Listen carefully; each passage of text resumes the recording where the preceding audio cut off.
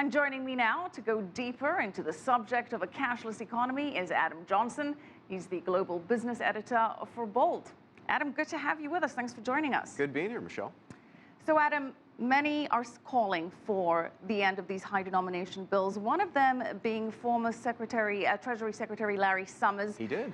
And they're saying we should eliminate the 500 euros, the $100 bill, because, for example, it's easier to move those around. If you had $1 million in 500 euro denominations, well, that weighs like 2.2 pounds. There's a reason why former Treasury Secretary Larry Summers refers to them as bin Ladens, or notes that other people do. You know, 500 euro note accomplishes a lot, and it's a lot easier than walking around with 5 times as many $100 bills for the same amount of money. You can stuff it in the duffel bag. And then what it really boils down to is governments wanting to take control and make it harder for criminals to transact, which they can do with those higher bills.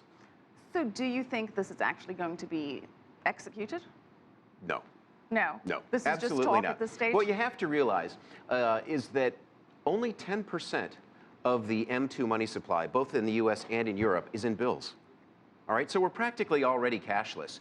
You remove that 10%, what you're actually doing is removing the oil that greases the wheels. And we're not talking about 500 euro notes. We're talking about $100 bills, 20s, 50s, the stuff that makes the world go round. Think about the service economy. And if you actually took all that cash out of circulation, paying for a cab with a $20 bill, tipping a doorman or a waiter in a hotel, buying a hot dog on a street corner, paying a babysitter or a nanny.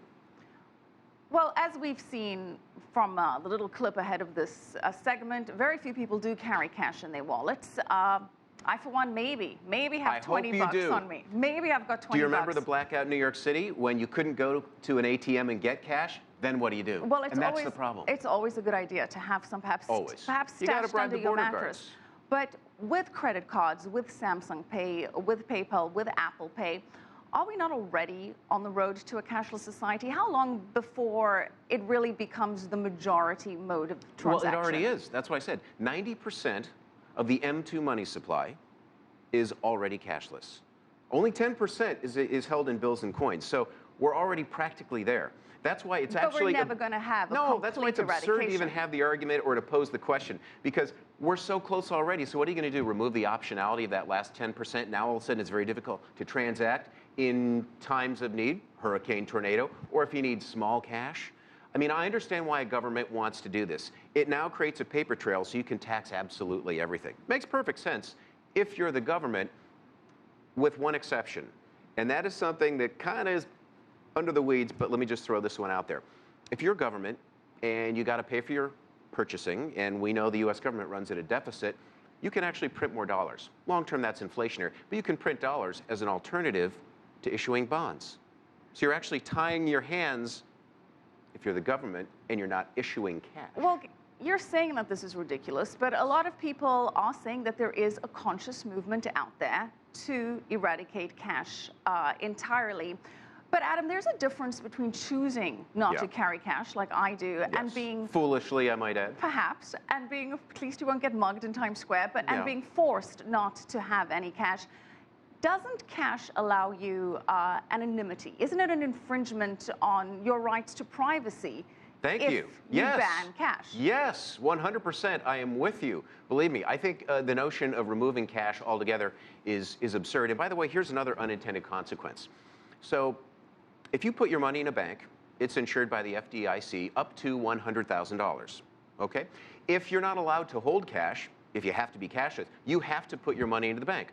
What if that bank goes under? And let's say you had $150,000 deposited in that bank. You're only insured for $100,000, all right? If you hold the cash, you are insured by the full faith and credit of the United States. So getting rid of cash actually transfers risk from the government to the individual. Not good. But you know, Adam, with all of our finances being practically digital right now, right? How vulnerable are we to an erroneous action of being completely wiped out, to being hacked, to being deleted off the system accidentally? Another excellent reason, Michelle Makori, why you want to have some cash, right? Think about it. If we were completely dependent upon an electronic system, and yeah, as you say, it were hacked by a ne'er-do-well, by a terrorist, by someone who just wanted to mess with the system, we'd have no backup. We lose our optionality, and that's my whole point. 90% is already cashless. Keep that 10% because it gives you optionality, and it's effectively the oil that keeps the wheels humming. Adam, very quickly, what do you say to those that argue that the concept of a fiat currency is outdated? I say that they haven't listened to a thing I've said. Okay, well, we've listened, but we're going to have to leave it there. Thank you so much, Adam Johnson, Global Business Editor.